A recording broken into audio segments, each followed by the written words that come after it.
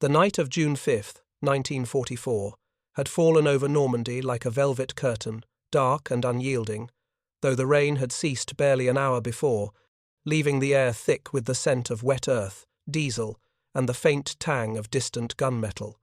In the half-light south of Caen, beside a crumbling abandoned farmhouse, 4 figures crouched low, shadows pressed against the soil as if the earth itself might hide them from German eyes. Henri Delmas, 43, a farmer whose life had been stripped of family, land, and certainty, checked the worn strap of his wristwatch again, eyes glinting in the faint moonlight. 25 minutes. That was all they had. He felt the weight of the countdown pressing against his chest, each tick a drumbeat in the symphony of an operation that could alter the course of D-Day. Before we jump back in, tell us where you're tuning in from, and if this story touches you, make sure you're subscribed, because tomorrow I've saved something extra special for you. Beside him, Luc Morel, a mechanic from Rouen whose hands still bore the stains of oil and grease from half-repaired tractors, flexed his fingers over a small satchel of explosives, the corners of his mouth twitching in a grim, humorless grin. André Vasseur, barely 21, a university student with a mind honed for theory but hands unpracticed in blood and fire, trembled slightly as he adjusted the detonator wires, his breath rising in misty clouds in the cool air. And Claire Lemoyne, the silent sentinel, leaned against the ridge, with the practiced ease of someone who had delivered messages under fire dozens of times, her guise of a milkmaid concealing the steely resolve that had saved lives and thwarted enemy plans on countless occasions. In her hands rested the signal flashlight, ready to warn her companions if the enemy drew too close, her eyes scanning the faint yellow glow of the German garrison stationed some hundreds of meters away near the rail. Line, 50 men, alert in their arrogance, unaware that the long arm of resistance was poised to strike. Beyond the tracks, a freight train would carry fuel, ammunition, and reinforcements north toward the beaches, and none of the 4 knew the exact hour the invasion would commence. Yet the coded message that had drifted across the BBC that evening had left no room for doubt, the long sobs of the violins of autumn. It was time. Henri took a deep breath, recalling the countless nights that had led to this moment, each filled with the quiet terror of preparation, the calculus of risk, and the grim tally of lives at stake. "We do this for France," he murmured, voice low but firm, to the others. The words were not for inspiration but for grounding, a reminder that their actions were not motivated by revenge but by duty. Luc nodded, adjusting the strap of his satchel, the scent of petrol and earth mingling with the faint tang of gun oil from months of preparation. André's eyes flicked nervously to the detonator, the wires a jumble of copper and tension, and he swallowed, trying to steady his racing heart. Claire's gaze swept across the ridge, taking in the dim outlines of the enemy watchposts and the faint glimmer of lights along the rail line. Every shadow, every gust of wind could betray them. Every movement carried the weight of life and death. Henri unfolded a rough, hand-drawn map, its lines sketched hastily in pencil, smudges marking hedgerows, culverts, and paths known only to locals. "Luc and I will cut through the hedgerow here and reach the culvert," he whispered, tracing a line that led to the tracks. "André, you set the charges on the southern rail. Claire, from the ridge, keep watch. If they spot us, warn us, then run." Claire hesitated, her eyes meeting Henri's. "And if they catch you?" she asked, voice barely audible over the rustle of wheat in the wind. Henri met her gaze steadily. "Then you'll be the one to tell them we tried." A single nod from her, and she melted into the shadows, poised to act at a moment's notice. The 4 moved as one, boots sinking slightly into the wet soil, leaves clinging to trousers and sleeves, hearts pounding with the rhythm of an urgent drum. Somewhere in the distance, a dog barked, then silence reclaimed the fields. The enemy lights shimmered faintly through the mist, casting a yellow haze over the garrison, a small testament to their complacency. The approach was slow, deliberate, each movement calculated. Henri recalled a night months prior when a brief radio transmission from his son, imprisoned in a labor camp in Germany, had cut through the static. 6 words. "Don't give up, Papa. Ever." Those words walked with him now, guiding his hands as he knelt beside the culvert, feeling the cold steel of the rail beneath his gloves. Luke unpacked the explosives. 2 small improvised satchels cobbled together from stolen German munitions and sugar refined at 2024, a local distillery. André, hands shaking despite the training, connected the detonator wire, murmuring, "How much time?" Henri glanced at his watch. 18 minutes, he whispered, the number hanging in the humid night air like a bell toll. Every second counted. Every misstep could mean not just their deaths, but the delay of the invasion, the loss of countless lives. In the distance, laughter echoed from the garrison Germans playing cards, the crack of a beer bottle, the faint tune of a harmonica drifting across the fields. They believed Normandy slept under calm skies, unaware of the storm that had gathered quietly in the shadows. Claire, from her vantage point on the ridge, spotted 2 sentries moving near the lamp-posts that lined the tracks. She tapped her signal flashlight twice, the prearranged warning cutting through the mist. Henri froze, calculating the risk, every muscle coiled for action. "Luke," he whispered, "we cannot wait. Set the charge now." Luke's grin was fleeting, a blend of humor and tension. "Just like fixing a tractor," he muttered, tightening the clamps and arming the fuse. "Done." Henri nodded, signaling them to retreat. The plan executed, but not without peril. The crisp shout of "Halt!" from a German sentry shattered the night. A flare shot into the sky, bathing the fields in harsh white light, and bullets began to whistle, tearing through the hedgerows and the wheat. The 4 scattered into the cover of the night, the cacophony of gunfire mixing with the thunder of distant artillery and the crack of exploding shells. André fell, struck in the leg, dragging himself toward a shallow ditch. Luke turned back without hesitation, grabbing him by the collar and pulling him into the safety of a hollowed-out hedgerow. "Not tonight!" Luke growled, eyes flashing with protective fury. Henri sprinted toward the edge of the culvert, heart hammering, shouting to Claire to detonate. "Now!" he roared, urgency, slicing through the chaos. Claire pressed the detonator, her finger steady despite the terror clutching her chest. A thunderous roar erupted, tearing through the night as the explosives detonated, rails twisted like paper, fire licking at a German truck, sparks flying into the dark sky. Smoke, the smell of molten metal and fuel, filled the air, masking their escape. The explosion was more than physical. It was a declaration of defiance, a tangible disruption that would ripple across Normandy, delaying the train that carried reinforcements and securing crucial hours for the beach landings. Henri saw Luke drag André through the mud, Claire stumbling behind, eyes wide with adrenaline and relief. The night was alive with smoke and echoes, but it was theirs to navigate, theirs to survive. By the time dawn approached, the tracks were destroyed, the garrison shaken, and the train that should have carried enemy reinforcements delayed indefinitely. André, however, had paid the ultimate price. Henri buried him quietly beneath the oaks, marking the spot with a simple wooden cross, the personal toll etched into the soil and memory alike. 25 minutes had been all it took to change the flow of history, to buy lives on the beaches, to ensure that countless men, Allied soldiers yet to land, would survive another day. The cost was heavy, yet the weight of purpose steadied Henri's resolve as the first ships of the invasion cut across the horizon, unaware of the quiet heroism that had paved their path. The camera pans across the ruined rail, the smouldering embers of the truck, and the dense morning mist, leaving viewers with a haunting reminder. War is measured not only in strategy and firepower, but in the courage, sacrifice, and precision of those who dare to act when the world holds its breath. Above the channel, the morning sun barely pierced the layers of clouds, casting a grey wash over the airfields where B-24 Liberators waited, their silver fuselages glinting faintly against the mist.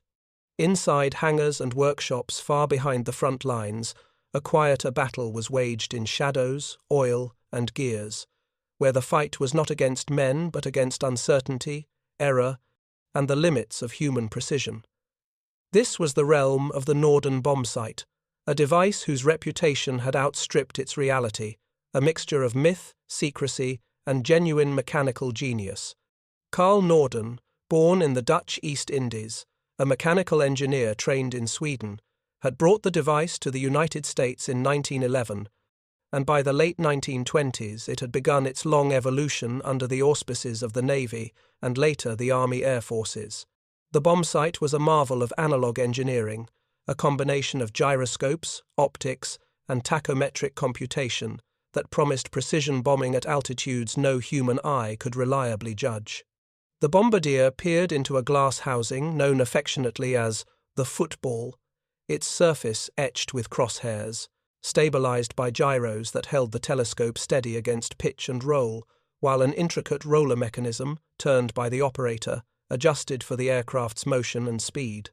The line of sight, as explained in technical briefings and illustrated in training films, was constantly measured against the target, its closure rate feeding into a mechanical computer that calculated the exact point to release bombs. The stabilizer kept the sight level, the autopilot responded to minor deviations, and theoretically, the bombs would fall on the target with breathtaking accuracy. In reality, wartime reports often contradicted the pre-war bravado. The circular error probable, the CEP, was frequently measured in thousands of feet at operational altitudes, and idealized scenarios of a bomb in a pickle barrel from 30,000 feet belonged more to propaganda than practice. In a modest workshop in southern England, filled with the smell of oil, solder, and mechanical dust, Thomas Everett, a 32-year-old engineer with a habit of wiping his hands on oil-stained shirts, leaned over a half-disassembled Norden. Everett was a composite of the engineers who laboured in quiet desperation across the Allied world, meticulous, obsessive, and haunted by a personal stake in perfection. His younger brother, a transport pilot in the European theatre, had been killed during a mission when strikes intended to disable enemy rail yards had fallen short. Everett could not abide the idea that lives might be decided by luck, error, or misjudgment. He believed, fervently, that the instruments could be improved, refined, and made to work as intended. His basement was a museum of prototypes, a nest of small gyroscopes, disassembled autopilot units, gears, and wheels no larger than a silver dollar, all waiting for the right configuration. Late at night, by the light of a single lamp, he adjusted the rate roller, calibrated the gyros, and experimented with the stabilizer linkage. Everett's aim was simple yet formidable: to make the Norden deliver a reliable closure rate readout at altitudes and speeds typical of B-24 missions, 25,000 feet or higher, in conditions that included turbulent winds, unpredictable shear layers, and ice-coated airframes. Every adjustment was painstaking. The slightest misalignment could mean a bomb missing a target by hundreds of feet, nullifying months of planning and risking countless lives on the ground. Everett had read every report, technical manual, and post-mission debrief he could obtain. The early 1940s had been generous with propaganda, but stingy with accuracy. Newspapers and newsreels promised miraculous precision, as though the sight were a talisman rather than a finely tuned analog computer.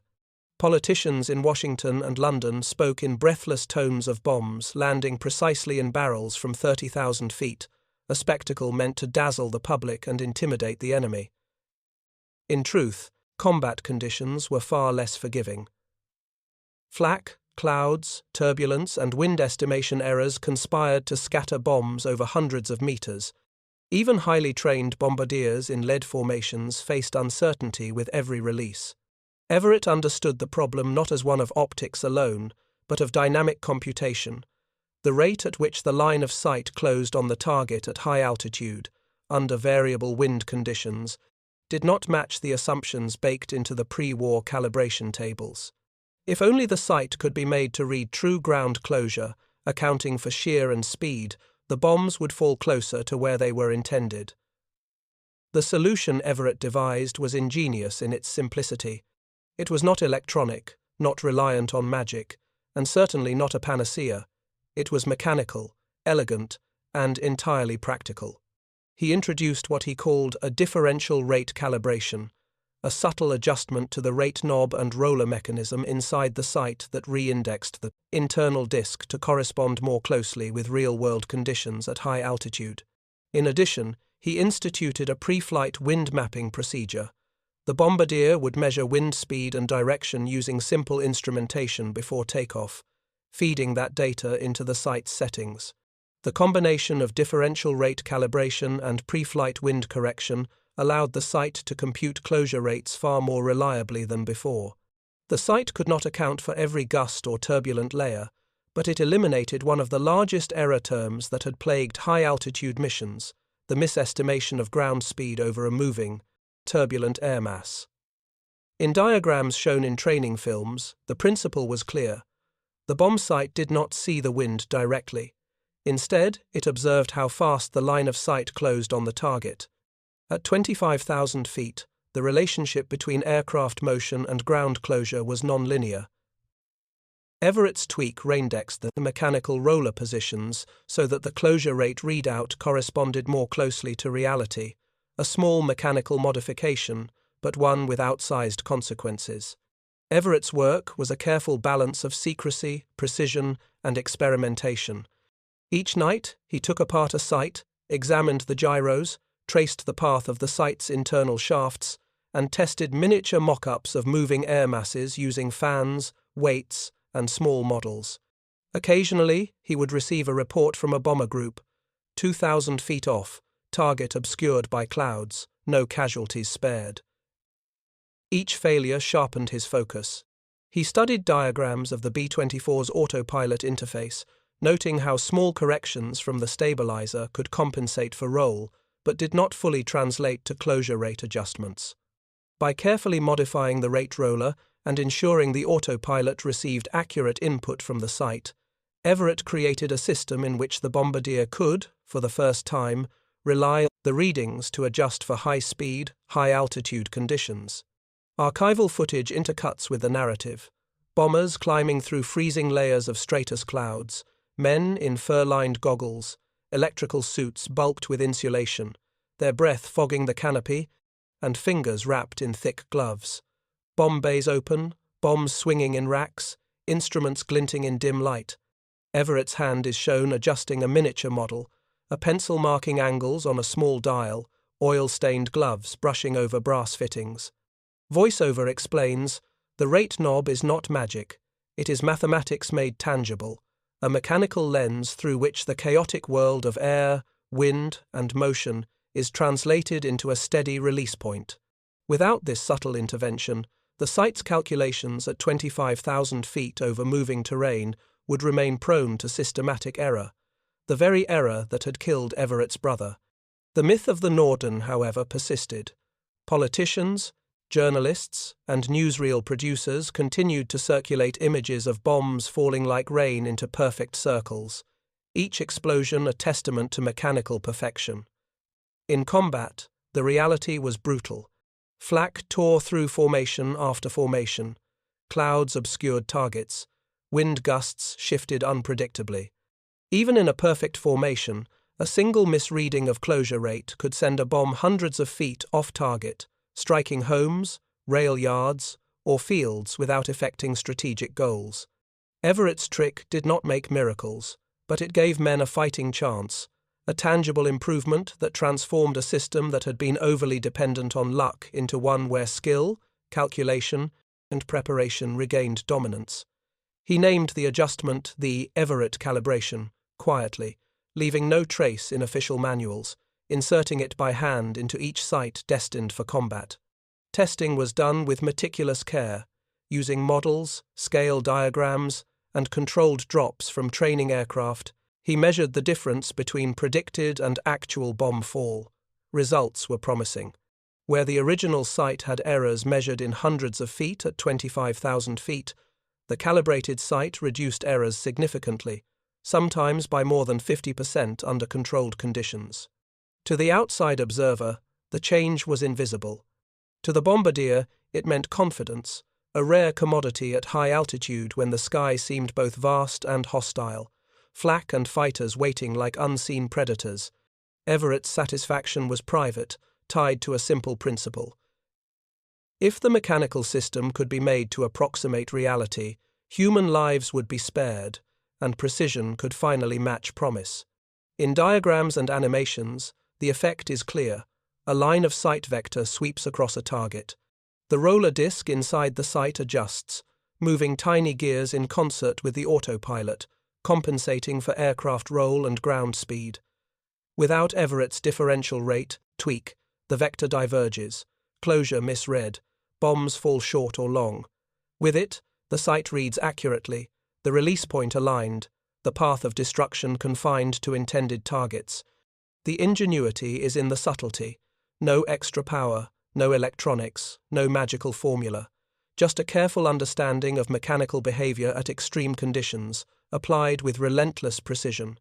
Everett's modification would not eliminate cloud cover, enemy fire, or turbulence, but it transformed the Norden from a hallowed myth into a tool with predictable, usable accuracy at altitudes and speeds demanded by B-24 missions over Europe. The difference was not immediately celebrated in headlines, but in the quiet reports from bomber crews, in the reduction of unintended damage, and in the fewer lives lost to error. The impact was profound.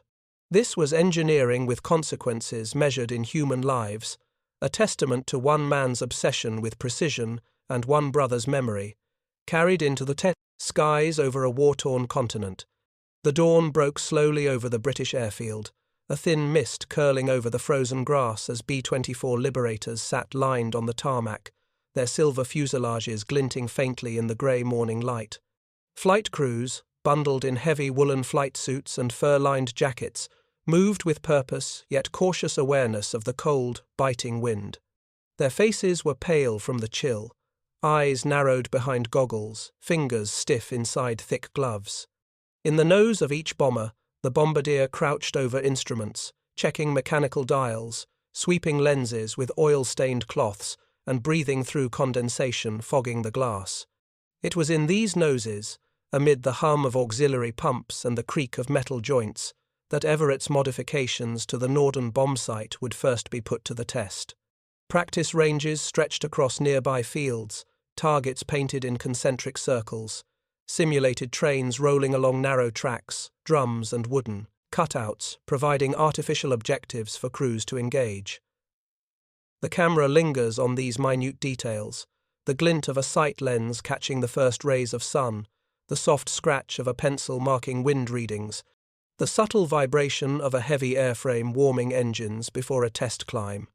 Intercut with archival voice recordings and interviews of surviving bombardiers, the film conveys the mixture of exhilaration, fear, and doubt that accompanied every test.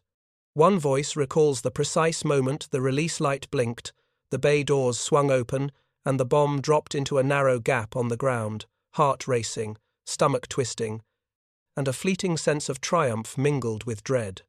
Another remembers the site failing at unexpected altitudes, a deviation of hundreds of feet, the bomb's path unpredictable, leaving crews questioning both their training and the machine. Secrecy, ever the double-edged sword of wartime engineering, complicated Everett's efforts. The Norden bomb site, guarded by the strictest protocols, could not be casually disassembled, modified, or even discussed outside authorized channels.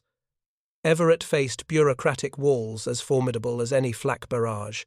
Access to the site required passes, approvals, and multiple levels of supervision. Engineering change requests, even when grounded in clear logic, were met with suspicion. A tense scene unfolds in the narrative. Everett, sleeves rolled, hands stained with oil, stands in a cramped workshop, arguing with a rigid ordnance officer who insists that no modifications may be made to the sacred calibration protocols. "We cannot risk changing what works," the officer insists, voice tight with authority and fear. Everett's reply is measured but firm. "What works is insufficient. What works kills my brother's men, it kills ours. We can do better, and I will prove it." The scene cuts to the lead bombardier, a veteran of 30 missions, hardened by frost-bitten nights over the North Sea, and mistrustful of anything not officially sanctioned. He grips the edge of a table, jaw tight, and mutters, "We don't change what we can't trust." The interplay between caution and innovation underscores the tension of the moment, how the very secrecy designed to protect the site threatens to stifle the incremental improvements that save lives. Everett works late into nights, oil lamp casting long shadows across disassembled gyros and rate rollers, adjusting tolerances by fractions of a millimeter, raindexing internal discs, and recalibrating mechanical linkages. Slowly, through patient persistence, he persuades a small cadre of volunteer bombardiers to participate in a high-altitude test mission, men willing to trust in skill over myth, in calculation over tradition. The mission sequence opens with cinematic precision. Engines roar as the B-24 seconds taxi into formation, the frost cracking under wheels, and the scent of fuel mingling with exhaust. The climb begins, wings, cutting through mist, instruments creaking under stress, altimeters ticking steadily upward. 25,000 feet approaches, the cold intensifying, every motion exaggerated in thick gloves, breath condensing against goggles. From above, the terrain stretches like a painted diorama, the railway line below a narrow black streak against pale farmland. The simulated train, a dark rectangle moving with mechanical precision, is the target. Inside the nose, the bombardier sets the modified rate indices, turning the rate knob with deliberate care, crosshairs aligning on the tiny line of steel rails, stabilized gyros holding the sight steady despite the aircraft's vibrations. Split screens convey the intricate ballet of inputs and outputs. One pane shows the bombardier's hands adjusting knobs, another the sight's mechanical discs rotating with subtle precision, another the moving target below, and finally, the bombs as they release, falling through thin, turbulent air, arcs, calculated to intersect with the target. The first drops strike with a gratifying closeness, the dispersion noticeably tighter than in prior trials, the bombs landing within a fraction of the expected range, though never perfectly. The statistical improvement is palpable, a reduction in circular error probable that, while not miraculous, confirms the efficacy of Everett's differential rate calibration. The camera lingers on faces in the briefing room back at the airfield, analysts leaning over charts, pointing at numerical tables, breaths held in simultaneous disbelief and relief. Everett himself stands at the edge of the room, haggard, eyes reflecting the glow of plotted data, a small, satisfied smile breaking through exhaustion. His trick works, at least under test conditions, and the promise of reduced error at operational altitudes is tangible. Back at the airfield, the narrative weaves testimony with cinematic representation. Crews recount the anxiety of the climb. Instruments, groaning, altimeters sensitive to barometric shifts, the cold seeping through every layer of clothing. One bombardier recalls the sensation of watching the line of sight converge, a mechanical pulse against human judgment, trusting that the adjusted sight compensated for invisible wind shears, for the non-linear closure rates that had confounded so many earlier sorties. Another speaks to the exhilaration and terror in equal measure as the release light blinked. You trust it, but you don't. You want it to be perfect, but you know perfection is a lie. Everett's modification did not eliminate the inherent risks of high-altitude bombing, nor did it render every mission flawless.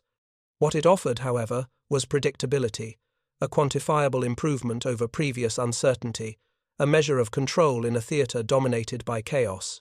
Preparing and narrating this story took us a lot of time, so if you are enjoying it, subscribe to our channel. It means a lot to us. Now, back to the DS story.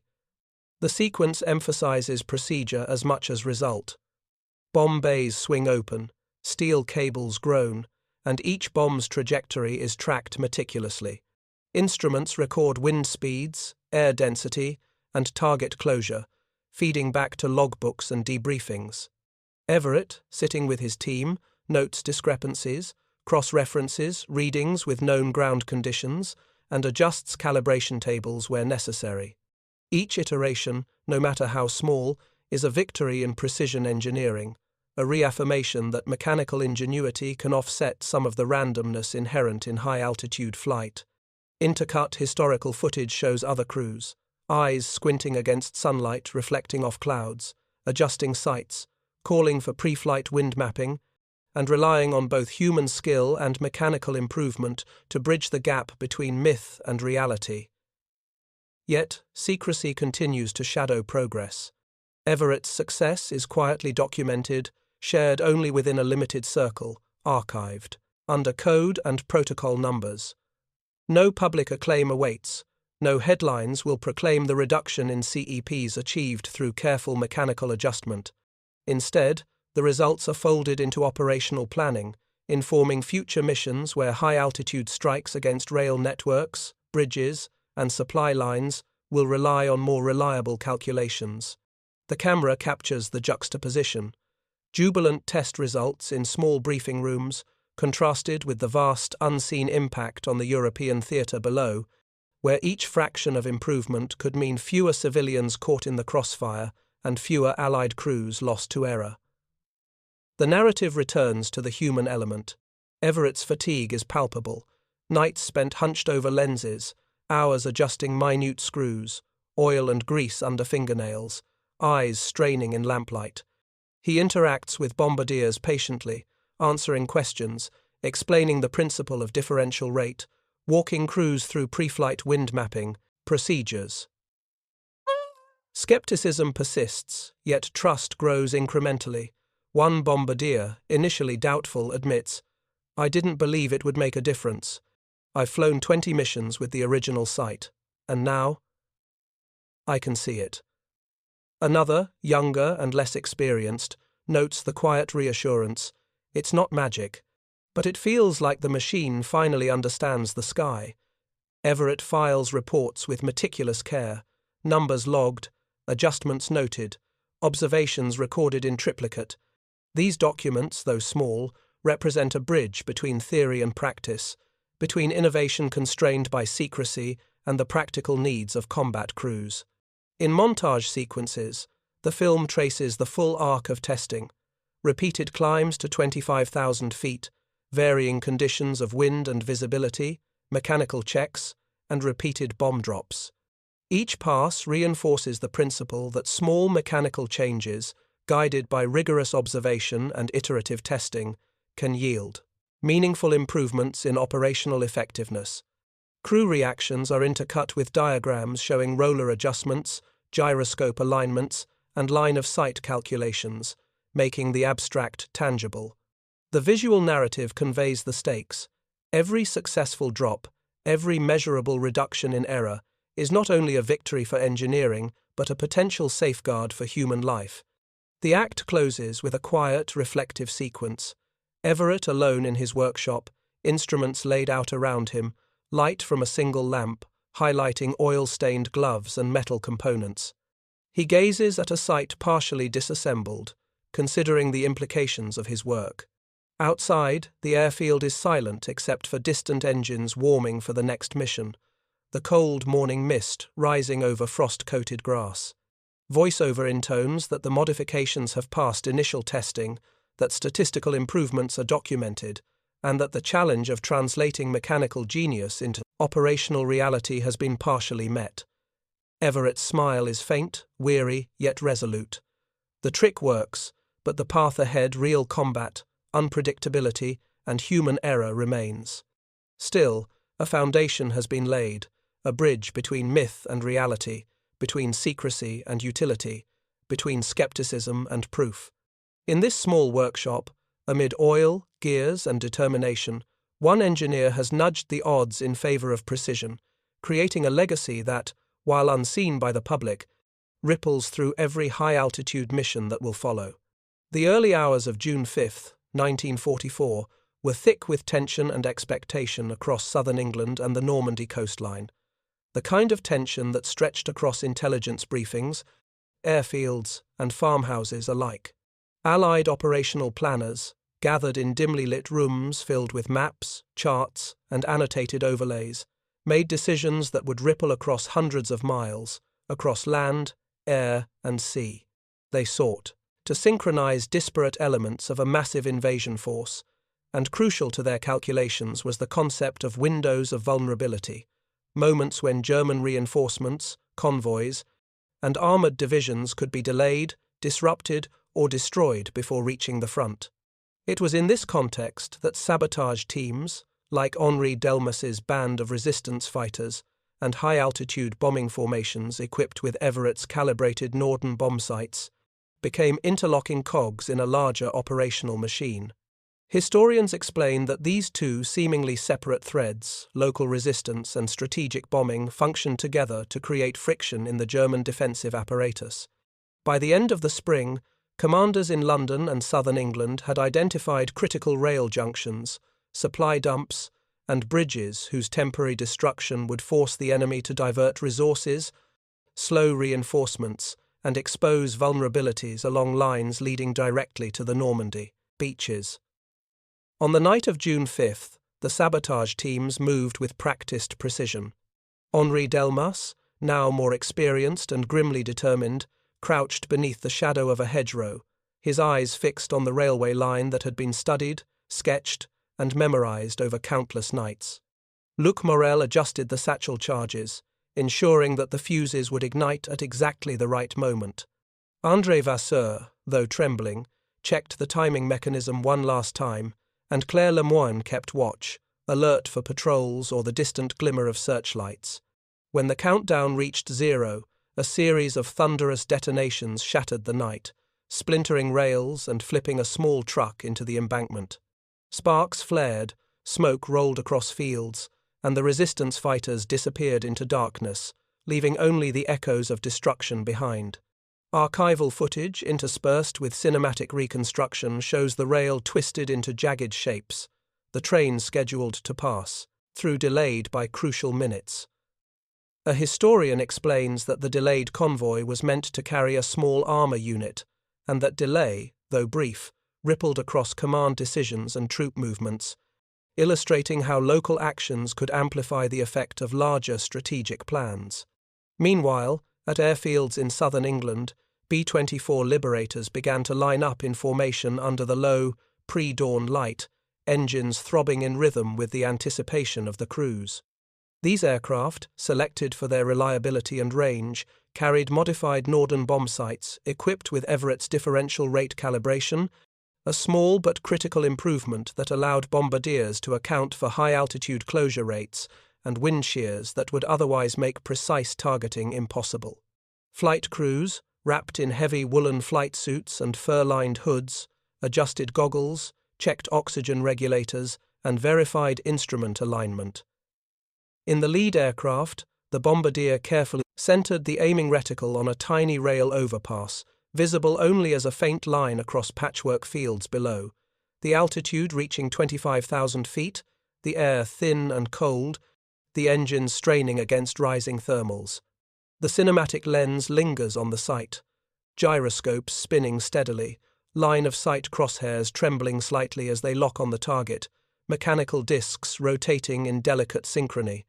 Everett's modification allowed the rate of closure calculation to more accurately represent the aircraft's movement relative to the ground, an improvement that, while small, gave the lead bombardier confidence that the bombs would hit where they were meant to. The bombing formation moved in strict adherence to doctrine. The lead bombardier's aim dictated the trajectory for every other aircraft in the group. Each pilot, eyes fixed on the preceding aircraft, relied on the lead's cue, the signals precise, the timing exact, bombs released in sequence, arcs traced against the muted landscape, and each impact struck the rail, bridges, and depots with a consistency previously unachievable at these altitudes. Split screens intercut these drops with scenes from Henri's sabotage, the twisted rails, smouldering embankments, and delayed train rolling across fractured track. The juxtaposition is stark, yet complementary, demonstrating how actions on the ground and in the sky interacted to shape operational outcomes. Archival interviews with officers and historians emphasize that one single measure, Everett's calibrated sight, did not win D-Day. Instead, it reduced one layer of error, one element of uncertainty in a vast and complex system. When combined with the local resistance's tactical strikes and the Allied naval and airborne operations unfolding simultaneously, the effect was multiplicative rather than additive, creating gaps in German defences that could be exploited by landing forces. The narrative then examines specific mission sequences, using diagrams and animation to show how improved rate calculations translated to real-world reductions in bomb dispersion. As the B-24 seconds reached their release points, the bombardiers observed the small adjustments in closure rate, seeing in real time how the mechanical refinement influenced the trajectory of each bomb. The first bombs hit with noticeable accuracy. The aiming reticle aligned precisely with the rails, producing results that were measurable against previous missions. Historians and engineers note that while not every bomb fell perfectly, the statistical reduction in circular error probable meant that previously untouchable targets could now be engaged with confidence. The effect on operational planning was profound. Trains carrying fuel, ammunition, and armor could be delayed or destroyed, supply chains disrupted, and German command forced to improvise, diverting units that might have otherwise reinforced coastal defenses. Cutaways to briefing rooms show officers reviewing mission reports, noting the correlation between sabotage and bombing results. Maps with overlays of delayed trains and impacted rail junctions illustrate the synchronization of resistance and air operations. A historian emphasizes that this coordination was not the product of chance but of meticulous planning, intelligence gathering, and the integration of technical innovation into tactical execution. The modified bomb sight was a tool that allowed a subset of B-24 formations to contribute meaningfully to these operations, translating mathematical precision into operational reliability. In this context, the sabotage acts of Henri's team were magnified, each explosion creating a temporary but critical window that could be exploited by high-altitude bombing runs. The combined effect created operational friction the German command could not overcome immediately, slowing reinforcement to the front and giving the Allied invasion force a tangible, if not always visible, advantage. The film explores individual moments to humanize these strategic calculations. One bombardier recalls the visceral sense of control the calibrated sight provided, the rare feeling of precision in an otherwise chaotic sky. Another crew member reflects on the frozen fingers, the exhaustion from climbing to altitudes above 25,000 feet, and the relief when the bombs fell where intended. Henri's group is revisited in the same narrative. Luc Morel recalls ducking into hedgerows after the detonation. Claire Lemoine recounts hearing distant explosions as confirmation of success. And Henri Delmas quietly burying André Vasseur, the human cost underscored against operational gains. By interweaving personal stories, the film demonstrates that technical innovation and bravery were inseparable from the human dimension of warfare, each amplifying the other. Archival footage shows rail networks in ruins, bridges splintered, and convoys delayed, overlaid with modern commentary explaining the cumulative effect. Small victories, whether measured in minutes or yards of track destroyed, contributed to the operational flexibility of Allied planners. The calibrated Norden sight did not create a miracle strike. Instead, it provided a reliable layer of predictability, reducing one error term in the complex equations of air and ground coordination. A historian explains that the Allies never relied on a single weapon or innovation, but on the aggregation of multiple coordinated actions, from sabotage to naval bombardment, airborne drops, and high-altitude bombing. Everett's contribution fits squarely within this larger mosaic, a reminder that even small mechanical refinements can have outsized strategic effects when properly integrated into operations. The narrative returns to D-Day itself, dawn breaking over the Normandy beaches, the noise of landing craft, the rumble of artillery, and the arrival of airborne troops. Communications reports note that German reinforcements have been slowed, that rail lines have been disrupted, and that supply convoys are delayed. Commanders adjust plans in response to these delays, reallocating units and taking advantage of vulnerabilities exposed by prior sabotage and bombing. In visual sequences, the camera alternates between B-24 formations, climbing and releasing bombs, and the shattered railways that delayed enemy armor, showing the connective tissue between sky and earth. Historians note that while the outcome of D-Day depended on innumerable factors, weather, planning, courage, and sheer luck, the reduction of error in high-altitude bombing was one element that allowed commanders to make informed, confident decisions during the invasion. The film then emphasizes the broader lesson: innovation under secrecy, persistence under skepticism, and the integration of small mechanical improvements into complex operational systems can yield tangible results. Everett's calibrated sight is a Théopast case study, a bridge between laboratory testing, high-altitude trials, and real-world application in a major campaign. Crews trusted it, adjusted their tactics accordingly, and planners accounted for its improved reliability in calculating potential impacts on German movement. Simultaneously, local resistance fighters like Henri Delmas executed their missions with precision and courage, knowing that minutes of delay and miles of destroyed track could have consequences far beyond their immediate perception.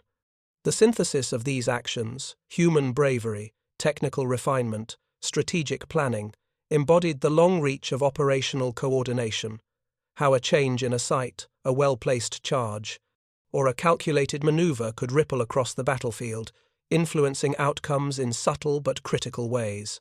Finally, the act concludes by tying the threads together.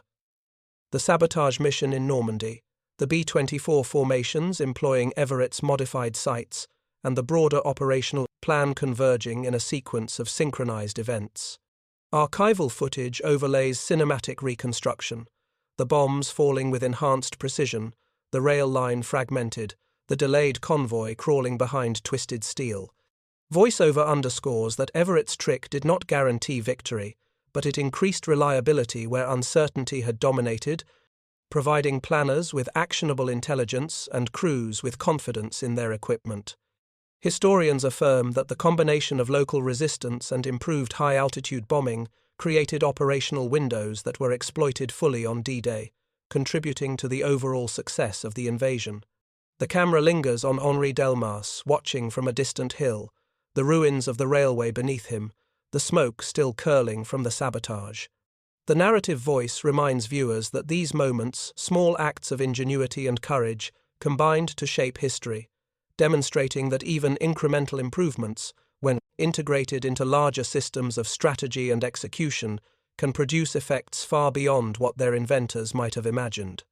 The fusion of human determination, technical innovation, and strategic vision underpins the story of D-Day. From the sabotaged rails of Normandy to the calculated arcs of high-altitude bombs, illustrating the long reach of preparation, precision, and courage in shaping the outcome of one of history's most pivotal campaigns. The war had ended nearly 20 years when Henri Delmas returned to the fields of Normandy in 1964, a small man now hunched with age, yet carrying the weight of memory as heavily as any sack of grain he had once lifted. The memorial plaque had been set beside the twisted rails, polished and solemn, reflecting sunlight that fell in gentle shafts across the grass. Henri's fingers trembled as he traced the engraved names, each one a story condensed to a few letters on metal, each one a life sacrificed in the service of a goal far larger than himself. André Vasseur's name drew a particular ache. Henri knelt beside the grave, noting the freshness of the stone despite the decades, and the flowers left by anonymous hands. Claire Lemoyne's descendants walked the path quietly, children and grandchildren who could not know the full depth of her courage but sensed the solemnity of the place. Luc Morel stood a little apart, his hands roughened by years of labour, the scars of machinery and fire marking him as permanently altered by events long past. Henri observed them all, a witness to the human cost that underpinned every operational diagram, every calculated bombing run, every deliberate sabotage. Memory, he understood, was the only measure that could translate minutes and miles into blood and sacrifice. Thomas Everett aged quietly in his workshops, never seeking recognition or ceremony. The engineer who had devoted nights and obsessive hours to refining the Norden bomb site lived with the memory of friends lost to missed strikes, comrades whose lives might have been spared had instruments been slightly more precise, slightly more reliable. He received a small commendation years after the war, a modest acknowledgement of an achievement that had touched the course of operations without ever entering the limelight. Most of his life was spent surrounded by gears, tools, and blueprints, tinkering at prototypes, adjusting gyroscopes, testing mechanisms that might never see the sky. Everett did not dwell on heroism. He understood that precision was a form of care, a means to reduce human risk, but never a guarantee of survival. The films juxtapose these quiet reflections with images of operational archives, charts of circular error, probable, mechanical diagrams of gyros and rate rollers, and photographs of B-24 seconds climbing into freezing altitudes, each machine and mechanism a testament to human ingenuity, tempered by circumstance. The narrative confronts the myths that had grown around the Norden bomb site, the stories propagated during wartime to inspire confidence and fear, promising miracles that often could not materialize in the chaos of combat. Archival advertisements are presented in their full, vivid absurdity. The image of a pickle barrel, supposedly hit from 30,000 feet, the confident captions claiming perfect accuracy, the smiling faces of uniformed men posing with instruments that were revered as near magical. Then the film cuts to operational CEP figures, cold and precise, showing the reality of dispersion, misestimation, wind drift, and cloud cover. Everett's trick, his differential rate calibration, combined with pre-flight wind mapping, was not a miracle. It did not allow a single bomber to perform impossible feats. What it did do was reduce one significant source of error, the misestimation of closure rate at high altitude. Bombardiers could now rely on instruments that reflected the realities of ground speed and atmospheric conditions more accurately. It was technical, subtle, and invisible in the midst of explosions and fire, but for those who understood the site, it was meaningful. The film makes clear that technology enables but does not replace human courage. It provides better tools for difficult tasks, but bravery, improvisation, and situational judgment remain paramount. A reflective voiceover asks the difficult question: when does a technological tweak become a story of salvation? The answer offered is measured, human, and honest. Salvation, the film suggests, comes not from instruments but from those who wield them under pressure, those who choose to act despite fear, fatigue, or uncertainty. Everett's work, Henri's sabotage, and the broader coordination of the Allied forces were part of a network of decisions, each contingent on human risk and judgment. The camera lingers on archival footage of resistance fighters moving through hedgerows, their silhouettes barely visible, their footsteps muffled on wet earth. Each act of destruction, each delayed train, each saboteur crouching in darkness was a human choice, a moment of improvisation in a larger operational plan. These are the moments that mattered most, and the film emphasizes that while numbers can measure outcomes, they cannot capture the courage, fear, or suffering that produced them. Montage sequences illustrate the scale of human endeavor and the intersection of technology and bravery. B-24 seconds roar across the skies, the sound of engines deep and resonant, bombs falling in disciplined arcs, ordnance crews monitoring each release. Split screens show the trajectories, the explosions, and the subsequent calculations in briefing rooms. Yet interwoven are the shadows of resistance fighters vanishing into the night, the splintered rails of sabotage, and the halted convoys. The beaches of Normandy appear, crowded with tens of thousands of Allied soldiers struggling through surf, gunfire, and chaos, yet surviving. Henri's gaze is superimposed over these sequences, connecting individual experience to collective impact. Everett's voice overlays the montage. Numbers tell stories, but it is the people who make them worth reading. The line captures the moral center of the film, reminding viewers that calculations, precision, and technological improvement gain meaning only through human action, through lives lived and risked, through courage under impossible conditions. The act explores the lingering emotional and psychological costs of these operations. Henri reflects on friends lost, the weight of responsibility for André's death, and the constant tension between tactical success and human tragedy. Luc Morel's scarred hands are emblematic of a lifetime lived under both physical and moral strain. Claire's descendants, unaware of the full details of her nighttime raids, walk quietly along the hedgerows, sensing the intensity of deeds carried out in the shadows. Everett, removed from combat, bears an equally heavy burden, haunted by reports, calculations, and the ever-present question of what might have been. The camera captures these human marks in intimate detail, trembling hands tracing names on plaques, calloused fingers brushing over the scars of machinery, eyes reflecting memories decades old. These sequences underline the film's central thesis: war is measured not only in strategic success but in human cost, and technology is only meaningful when it serves to preserve life or mitigate risk, never as a substitute for courage. Advertisements, training films, and press releases extol the virtues of precision bombing, often overstating what instruments could deliver. The film juxtaposes these with Everett's improvements, demonstrating clearly the difference between expectation and operational reality.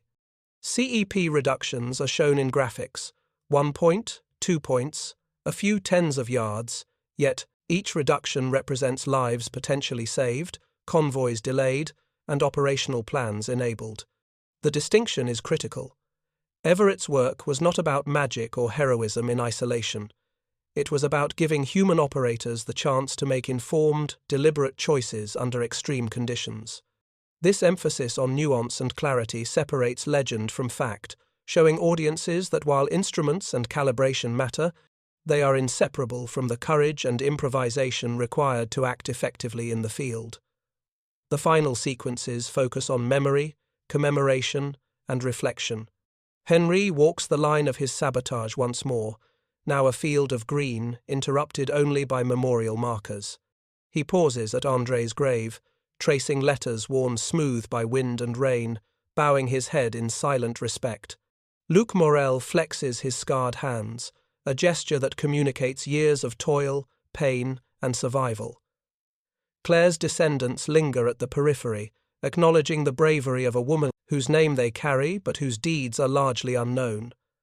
Everett, in his workshop, tinkers quietly at mechanisms that may never fly, his movements precise, habitual, and haunted. The montage overlays archival and contemporary imagery. B-24 seconds, slicing through clouds, bombs arcing toward carefully chosen targets, resistance fighters disappearing into hedgerows, trains halted by shattered rails, and soldiers advancing on beaches under fire. Each image reinforces the interplay of technology, human bravery, and consequence. The voiceover ties the threads together. Even the most sophisticated instruments, the most meticulous calculations, the most daring raids are ultimately measured in human experience and memory. The act closes with a quiet meditation on legacy. Henri steps away from the memorial, the sun low in the sky, light spilling across the fields he once knew as a young man. Everett closes his workshop for the final time, the gears and gyroscopes at rest, each having played its part in history. The camera pulls back to encompass both sky and earth, showing the breadth of operations from sabotage to bombing to the landing beaches. Overlaying this is Everett's voice, calm and reflective. Numbers tell stories, but it is the people who make them worth reading. The phrase reverberates, reminding viewers that even the most precise instruments and the most carefully planned operations gain meaning only through human endeavor, sacrifice, and courage. The montage slows, fading to black as the echoes of engines, explosions, and distant footsteps linger, leaving the audience with the twin weight of history and memory, of myth and reality, and of lives measured not merely in outcomes, but in the courage to act when action mattered most. Decades later, Henri, now 73, watches a peaceful train glide along a rebuilt line, a small smile tracing his weathered face. Thomas Everett, 81, passes his notebooks to a museum curator. The modified roller and stabilizer piece gleam behind glass, a plaque hinting at their story but leaving much untold. Voiceover reflects, one impossible trick was patience, not daring. The Normandy sabotage was a sequence of costly choices. Technology and human sacrifice together bend history. Myth misleads, precision demands humility, and the lives on the ground remain the axis of strategy. Archive audio whispers, "We aimed. Some days the math met the men." Up next, you've got two more standout stories right on your screen. If this one hit the mark, you won't want to pass these up. Just click and check them out. And don't forget to subscribe and turn on the notification bell so you don't miss any upload from us.